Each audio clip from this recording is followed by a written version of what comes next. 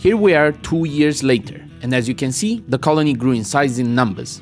Finally, it feels to me like there's actual balance in the colony and we have sufficient manpower for everything we want to do. While our community experienced growth in numbers, we also underwent some changes, albeit not under unfavorable circumstances. Paul, who had been a valuable member, concluded his time with us and returned to his home. We bid him a fond farewell, expressing gratitude for the time he spent with us, and look forward to the possibility of crossing paths again in the future. If you're curious about Artie's whereabouts, let me provide an update. Following our successful acquisition of Nutramin and its administration to Artie, he became an invaluable contributor to the colony. His tireless nature stemmed from his lack of need for sleep. A mere few hours for memory formatting sustained him. While he didn't require sustenance, recreational activities were essential to maintain equilibrium in his robotic emotions. Regrettably, Artie's dependency on an elusive internal battery prompted concern. Upon receiving a warning about his dwindling energy levels, we made the difficult decision to bid him farewell before he became bedridden indefinitely. We chose to banish him before his energy depleted entirely, hopeful that he either found a refuge to wait until someone with a spare battery located him or managed to secure one himself. Artie, we extend our heartfelt gratitude for the invaluable contributions, the good times, and the unwavering dedication you provided to keep our colony thriving. Wish you all the best in your future endeavors. That sounded... the last paragraph did sound a bit like somebody refusing. Introducing an unfamiliar face, you might have noticed Rust. Originally a saurid captured during a raid, Rust caught our attention due to his innate passion for crafting, despite lacking any formal skills in the craft. Recognizing his potential as the missing piece in our community, we opted to recruit him. While there isn't much to divulge about his background, it's worth noting that the process of conversion and recruitment took considerable time. Today, Rust stands as a testament to patience and persistence, evolving into a highly skilled crafter and proving to be a valuable addition to our collective efforts. Observing the improved state of our community's members' equipment, credit is due to Rust's exceptional craftsmanship. What makes his achievements even more remarkable is the fact that Rust, with his essentially lizard-like claws for hands, has managed to create superior gear for everyone. Shifting focus to Fabius, a noteworthy member of our community, he stands out distinctively from his sister. Inherited from his mother, he possesses a natural Psycaster affinity since birth. Opting for the challenging yet potent Static Lord path,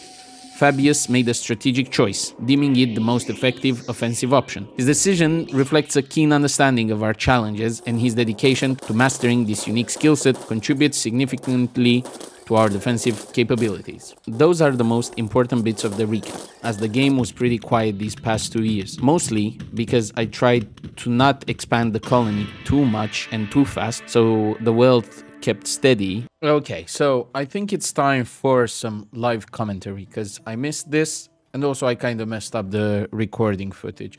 So, let's start with catching even more up to date than in the beginning of the episode, because from the beginning of the episode, 1 more year passed. So, again, nothing too interesting happened. No new members. We didn't lose anybody. I'm just trying to focus and accept only the quests for royalty that would level up Kate's level. And we're 1 level away from her count or countess rank, which enables us to trigger the endgame quest. But I think we're highly unprepared for that at this moment. We don't have ammos for everyone. All the ammos we have are flak, which might do if we played really safe and really smart, but I don't want to take any chances. I want the whole family to go out. And by go out, I mean go out in space, not any other way. So to get to that first level, so So to get where we want, we first have another step before that, the Baroness ceremony, which is 1 rank below what we need. And we need 2 more of the requirements, which are fine to do, and we're gonna do it soon. As you can see, she first started with this throne, and now she has a Tuxton Grand Meditation throne. We just need to modify these flaws, and we should be fine to trigger the ceremony. Bedroom situation. She was moved with her husband Ditalus here because they need a fancier bedroom because she has a higher rank. Hopefully the demands won't increase. But when we're going to do the end game, I think we need a throne. I'm not sure. I think we need a throne for the Stellarch and a bedroom for him. So we're also gonna have to cater to another noble requirements. Now, you're wondering, what is this? Well, they're here. Where is it? Industry, factory. So we get all these types of factories, which we can only do with mechanoid components, which we get from destroying mechanoid buildings. So they're really, you can also buy them from different traders, but they're very expensive. But they automate a lot of stuff. And since I didn't want to grind everything like hell and do everything all at once and min-max and take forever, I figured out I needed the source of constant steel because steel is used almost always. As you can see, there's a bunch of factories that you can use for different things. But they also do consume a lot of energy. But we'll get to that in a minute. So how this works, you do a automatic drill, which does what the name says.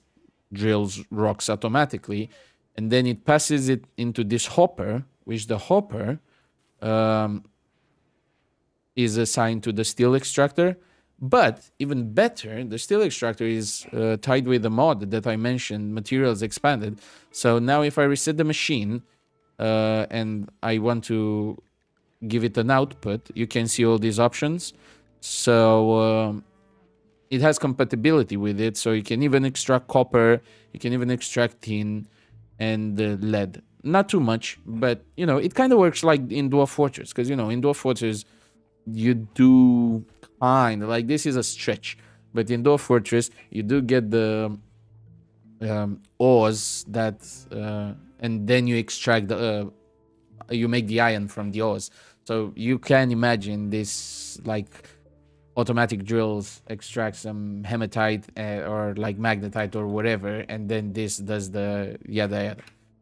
You know, it's alien technology, it's mechanoid technology. They somehow make steel out of it, and it makes my life easier, so I'm not gonna go against it. On the other side, I wanted to make the component production easier, so we're drilling for oil. Oop, you can see this is a pool of oil that we're still getting to. The drill progress is here, and then yeah, we have to refine it, chem fuel storage, crude oil storage, yada yada. It's a whole process on the mods page. Rimafeller, I think it's called. Yeah, I think now Rimatonics is with the nuclear energy. It's here somewhere. Anyway, yeah, I'm realizing, because if I go here and I go for okay, armor. As you can see now with the expanded materials mod, or is combat extended? I have no idea which mods do this, but you need more for prestige and recon armor and just marine armor. So you need Devil Strand, you need uranium, you need a bunch of stuff, and to make advanced components, you need lithium, germanium. So I'm trying to make components from like oil synthesizing, yada yada, however the mod works, so I can kind of skip a step. And at this point, that's why I installed a bunch of mods, so I can use them together. So this is this bit, and we're trying to drill for oil, so we make equipment. We use Rust. That's quite a, she's quite a good crafter right now, and also a good weaponsmith. And we need to be prepared for when the High Stellarch arrives. This, it's a couple of infested chunks that literally just landed in the middle of the base. It's just 2 infested chunks. It shouldn't be too bad, but I haven't triggered it. Hopefully nothing lands on it and triggers it in the middle of the day where nobody's ready. I will have to deal with it before we do anything else more dangerous. But for now, they can just stay dormant there, I guess. We now have a beautiful dining room and a beautiful living room, and people are happier. They have multiple games, they can train, they can party, they can yada yada. The best thing, and word of advice, I regret just... I thought it would be a smart idea because I haven't done it in a long while, but at least I can say do not get a kid in the colony in the early game, because it's just gonna make somebody busy teaching them and raising them. Because obviously, if you're gonna go through the whole process of waiting for them to grow in however many years, you want them to look like this at the end, like have all the good, and they need to study and somebody to teach them. So you're gonna have people constantly busy, and they're just gonna consume food and they don't do much, and for years they're just gonna not be that useful, because even though they can clean and do other stuff, they still are more preoccupied with doodling, playing around, just learning and stuff like that, which is fair enough. They're kids. But yeah, I'm not gonna do this again unless I'm planning to do like growing them in the vat or whatever. But it's just not worth it, I'm convinced. And then by mistake, like Decima was planned, so to say, but then I had Magnus because I forgot to stop them from trying to make a baby option. And you can imagine how busy they got while Fabius was also a child. He just became like 29 days ago. He just became an adult, so nobody has to take care of him anymore. He can be, and he can help with the two people. So the colony is starting to move faster since people aren't busy constantly. But yeah, word of advice, don't hurry to get kids in the early days, because the colony is gonna move super slow. Or if you get one, just wait for that one to grow up. Do not get two more. It's gonna just be a slow crawl. That's why there's not that much content, and because I haven't gotten more colonies because I was waiting for them to grow up. And in the value here that you can see when you do a caravan, you see they're not worth much. So even now that Fabius is grown up and he has like super good skills, and he's a like level 9 Psycaster or something, for some reason he's not worth that much. So I'm not sure why he, yeah. But yeah, that's why the raids were. I'm playing on Strive to Survive. That's usually what I find challenging enough. Sometimes I lose, sometimes I win. Well, I never won, as you know, but I just don't lose. I guess that's it with what happened.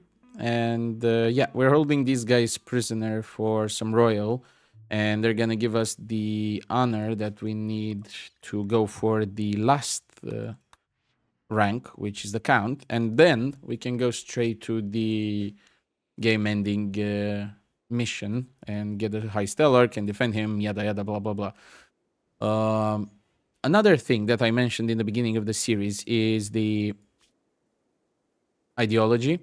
We didn't modify anything apart from adding these memes, however you pronounce them. Collectivist, industrialism, city builder, which looks very communist if I'm gonna be honest, but is the good kind. So yeah, this is it, and all this that was added in precepts was because of these things. So pretty cool. I love city builders because I rarely travel in the game. It's just, I don't know, it's not that great. Unless it's for missions, I don't travel too much. And these two just make people work better. So that was cool. Like, I think it's really cool having a dynamic ideology, but also I would like to save this ideology to have it for future colonies.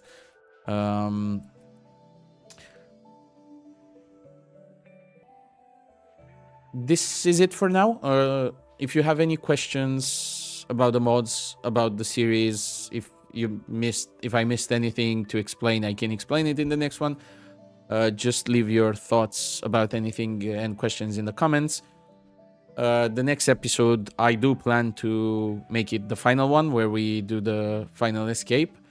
The game was really was crawling on its knees because of the 3 children, and everyone was busy and they didn't have time to clean or haul and stuff. So I think that's why it was so slow. It felt like it was one of the slowest game in my life, and I also didn't amount much fortune, so the raids were pretty lame.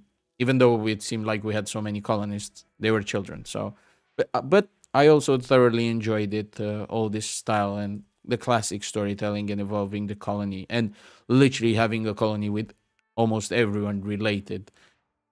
Italus, Kate, Vitus, the kids. Sonia and Rust are not related, kinda, but Sonia also married Vitus.